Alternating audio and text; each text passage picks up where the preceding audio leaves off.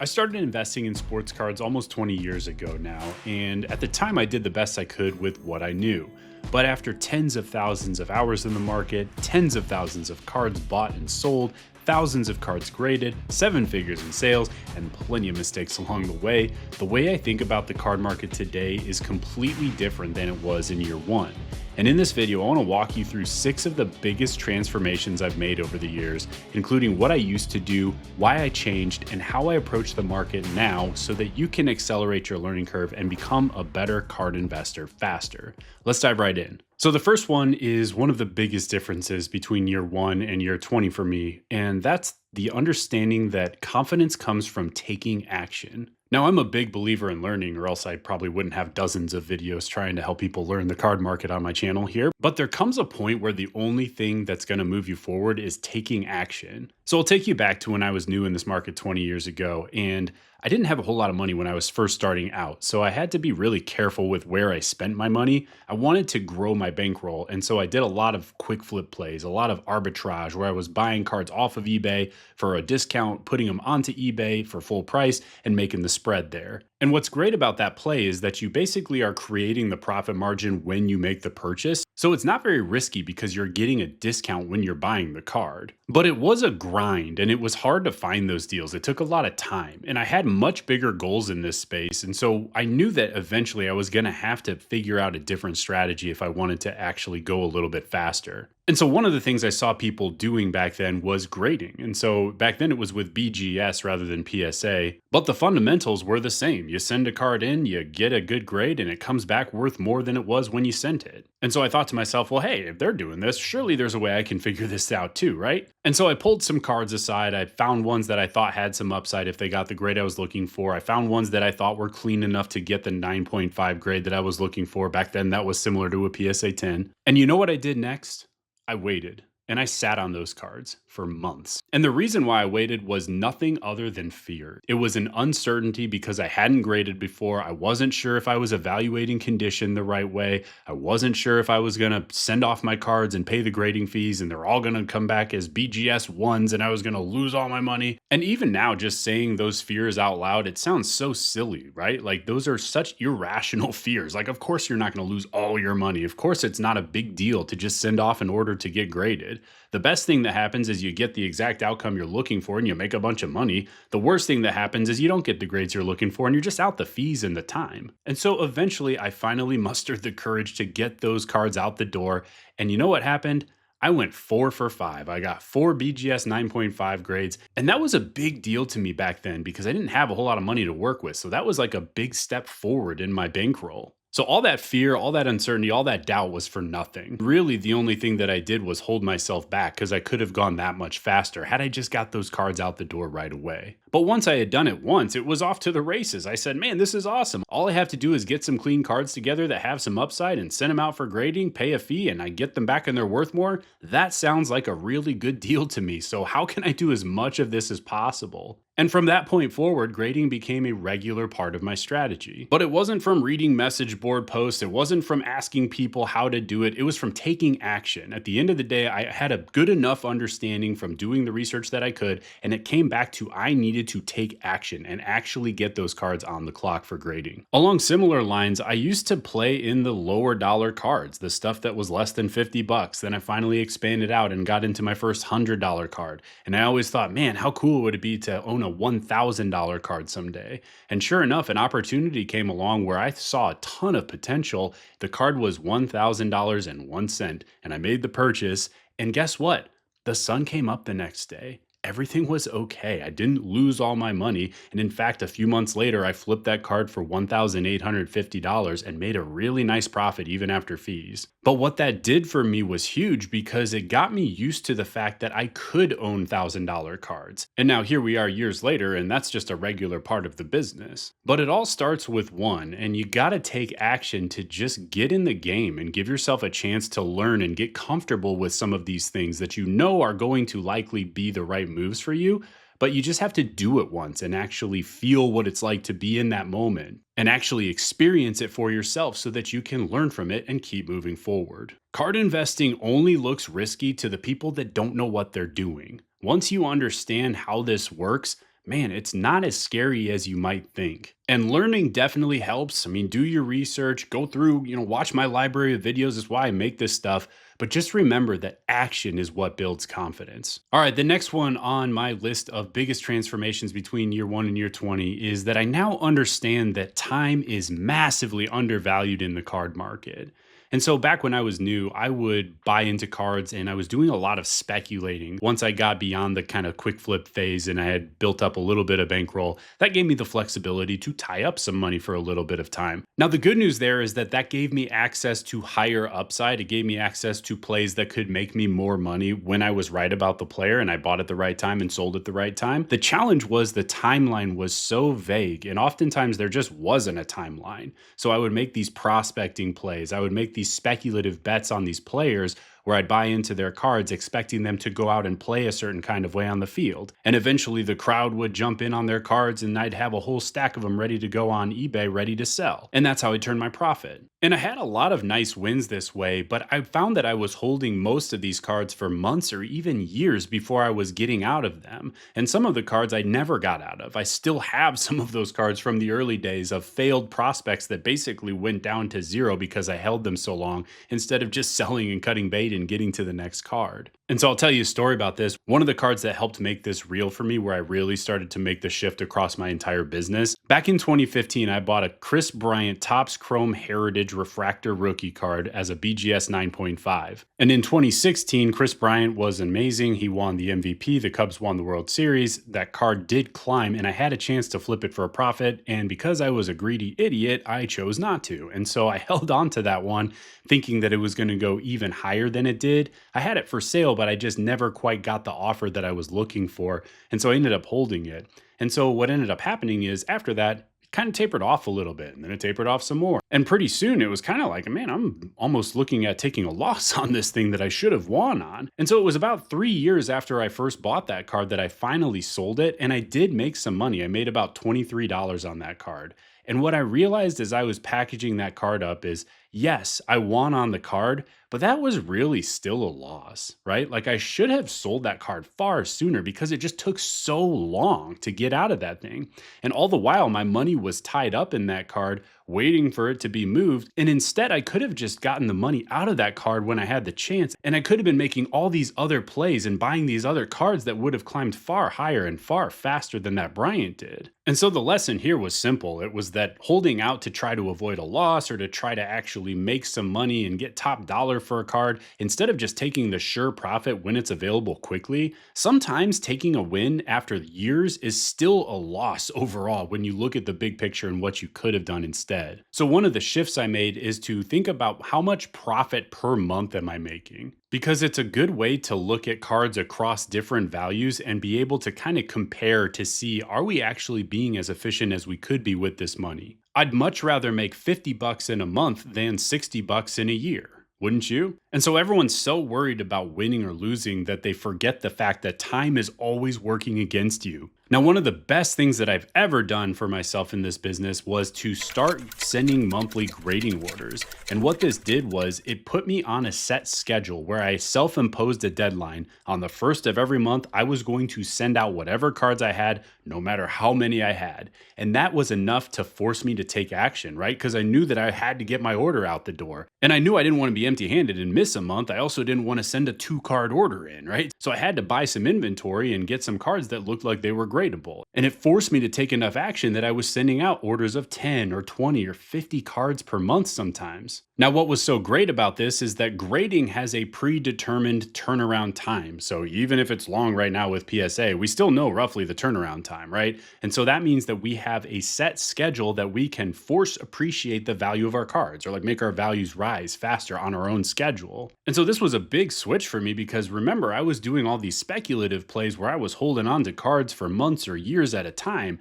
And all of a sudden I was in this flow where I was sending out these regular grading orders, and that meant that I was getting regular grading orders back. And I always had inventory that I could sell for a profit. And I didn't have to wait 3 years like that Bryant card. And so the lesson here is that profits can compound, but we've got to get to that next card. And there always is a next card too, by the way. So get to that card. Stop worrying worrying so much about the win or the loss, and instead start thinking about how much money you're making per month and ask yourself, is this the most efficient place for my money to be sitting? If not, move out of that card and get into the one that is. Time matters, don't overlook it. And by the way, if you're someone who's trying to get off the ground in this market or take your card investing to the next level, I want to personally invite you to join us inside Ignite. It's my card investing community where we help you get plugged into a proven system to win with cards, and then we provide support every step of the way so you never get stuck. If that sounds at all interesting, I'll leave a link in the description with full details, but otherwise, let's get back to the video. All right, the third transformation for me was that I stopped trying to chase every single opportunity. And so back in my early days, I would see movement in the market. I would see people talking about this player that they bought into and how their cards are on the rise already.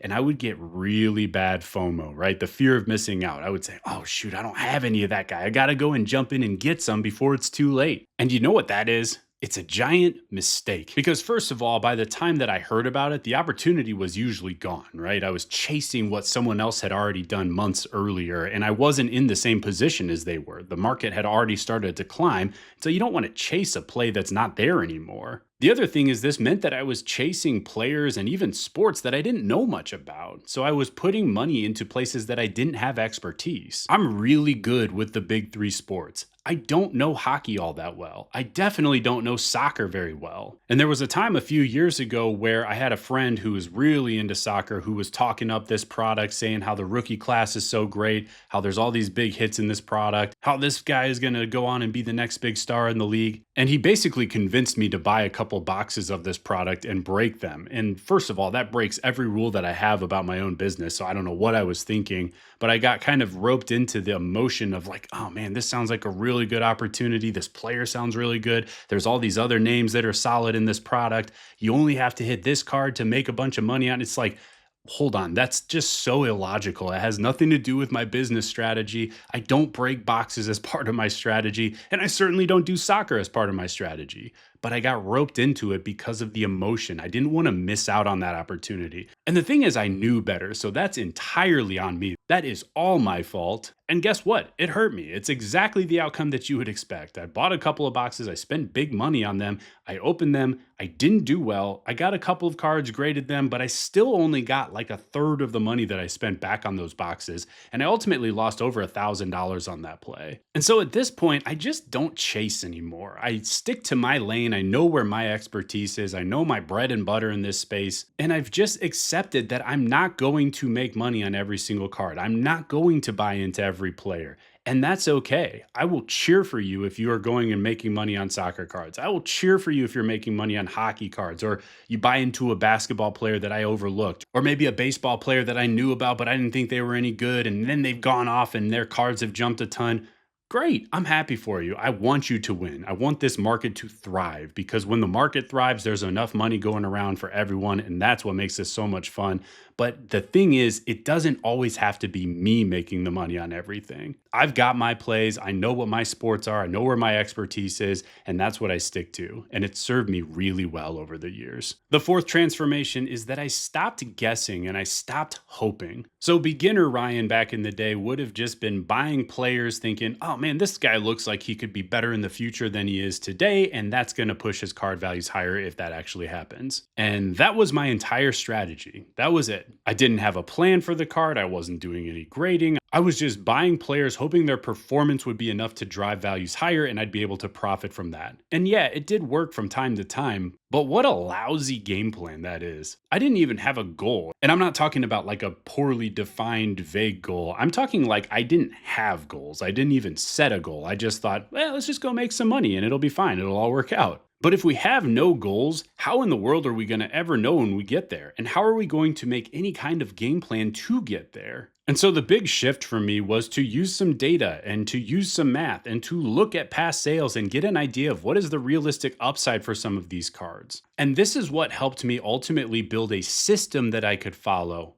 where I could make data guided decisions. And that's what helped me start to generate far more predictable results. So I'll give you an example here. I used to grade based on buying players first. And then if I happened to buy cards that I thought looked clean enough, I'd just send them off for grading. There wasn't a whole lot of strategy involved. It was just, oh, these are clean, let's send them off because I was buying this player anyway. And there's probably enough upside that they're going to be worth the grading fee. Fine, but very poorly defined strategy there, Ryan. And so one of the first shifts that I made that changed this for me was to start looking into the population data and to understand how rare grades truly were for particular cards or particular sets. And so I started looking at the gem rate and then targeting cards specifically based on the gem rate. So if you're unfamiliar, the gem rate is the number of gem min grades, like a PSA 10, divided by the total number of cards graded. It's kind of like a card success rate based on all the copies that have been graded so far. And so a higher gem rate usually means that that card's a little bit easier to grade. If I'm targeting a card with a 20% gem rate, it's probably going to be a lot harder to find clean gradable copies of that card compared to a set that has an 80% gem rate. So in 2018, I was targeting a lot of Matt Chapman 2017 Topps Chrome Update base rookie cards because the gem rate was around 90%.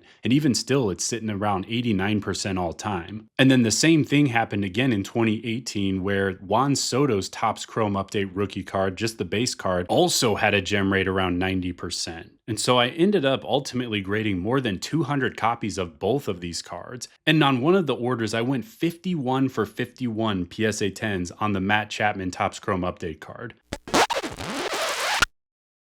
Now, keep in mind, this is back when he was still a solid prospect and his cards were selling for a good bit more than they do today. But because I was able to use data to guide my actions, I was able to turn these into basically money printing machines for a little stretch there. There's a lot of good data in this market, and a lot of people just blatantly ignore it or they don't know how to use it. And so they're just at a disadvantage compared to the people that do know how to use it. So if you're not someone that knows how to use data like this, please figure it out. It's worth learning so that you can get an advantage compared to everyone else in the market. Now, the other thing we can do with data is we can use it to model the exact path to our goal. And so I recently uploaded a video to YouTube where the whole video was about how to make $1,000 per month with cards, where I laid out the specific path to make $1,000 of pure profit. And that meant how much profit per card, how many cards we got to buy, the buffer that we need for when things don't go the way we expect. And just getting specific is what turns this from a wishing program into a working program. And when we have ourselves a work program, that's when we can generate predictable results because you just have to do the work. So if you're someone that has a goal, but you're having trouble getting there, I bet that you're not doing the right actions that are going to get you there. You probably haven't modeled it out. You're probably targeting the wrong kinds of cards. You're losing in the draft and you don't actually have a chance to get there because you haven't taken the time to just do the simple math. And I know it sounds boring, like math, who wants to mess with that? But guys, it's what changes this and lets you take control of your own destiny in this market. It's so worthwhile to use the data that's available to you, so please do. All right, the fifth transformation that I've made is the understanding that going after higher upside cards changes everything. So back when I was new, I was buying a lot of just mediocre plays. I wasn't going after top names. I was trying to pick the diamond in the rough. I bought cards because I thought the value would rise, but I had no idea how much. And I was grinding through a lot of lower end, lower upside plays. And so the one that really changed this for me was back in 2013. I bought a Byron Buxton Bowman Chrome Gold Refractor Auto for $825. And this is back when he was one of the top prospects in all of baseball. I sent it out to BGS for grading and it got a BGS 9.5, and I ended up selling this card for $1,600 cash at a show, making me a net profit of over $700 even after all the grading fees. And it was that card that made me realize, like, man, what am I doing sending all of these dozens of little cards when I can just grade one bigger card and make the exact same profit or even more with a fraction of the work and a fraction of the cards that I have to move. And so the shift for me was to do less volume and focus more on value and to look for asymmetric opportunities where the upside is quite a bit larger than the downside. For example, grading that Buxton card, I was only out the grading fee really, and maybe the time if it came back a 9 or lower. But if it got a 9.5, I was going to basically double my money, which is exactly what ended up happening. And then understanding grading upside is huge. So targeting higher upside cards to grade is one of the single biggest unlocks in this entire market. It's just math. You're just going to go so much faster when you put in the exact same inputs, but you make way more profit on the back end. And so when we're talking about higher upside grading opportunities, sometimes the logical follow-up question is, well, how much is enough?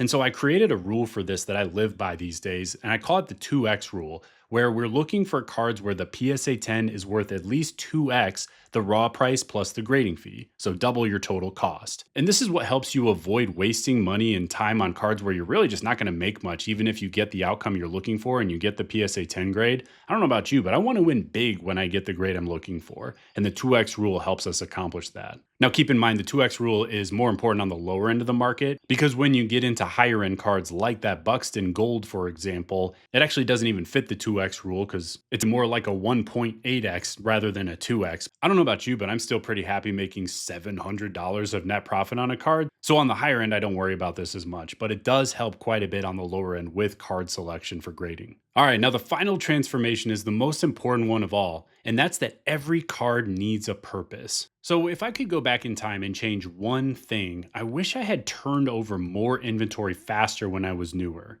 But I also wish that I had held more elite cards longer. And at first glance, those probably sound like they're contradictory ideas, right? But the reality is that some cards are meant to be moved quickly, while others deserve a longer hold and require a little bit more patience. And one of the biggest mistakes I made early on was treating every single card exactly the same. I used to hold cards too long that didn't really have that much upside. For example, I'd grade a card and then I'd hold on to it for months trying to maximize and squeeze an extra 10% out of it instead of just taking the money and going and grading another card and making another 50 to 100% on the next card. I also sold cards too quickly that had massive long-term potential had I just been more patient with them. I was right, but I was too early. And I can live with that because you're never going to go broke taking profits, but there were some cards that I knew better, that I knew that they had bigger upside, that I knew that they were going to be worth more and that they probably should have been worth more even when I sold them. But I was so quick to get to that profit that on those elite level cards, those big rare cards of great players, I just should have held them longer. I didn't necessarily need the money, and that's the kicker. If you do need the money, you got to sell the card and get to the next one. But at that point in my business, I didn't necessarily need it anymore. I could have held those cards longer and let them appreciate and then sold when they were worth quite a bit more. Now, of course, it's easy to say now. We have the benefit of hindsight, which is always 20/20. But once you understand how this market works and you understand some of the patterns, you really can start to see which cards have that type of potential. And so for me, the shift that I've made is to just recognize that different cards deserve different timelines. And so for short-term investments, my priority is always liquidity. I want cards that are going to be easy to move when I'm ready to sell. My long-term priority is to target rarity because I don't want a bunch of competition when I'm going to sell.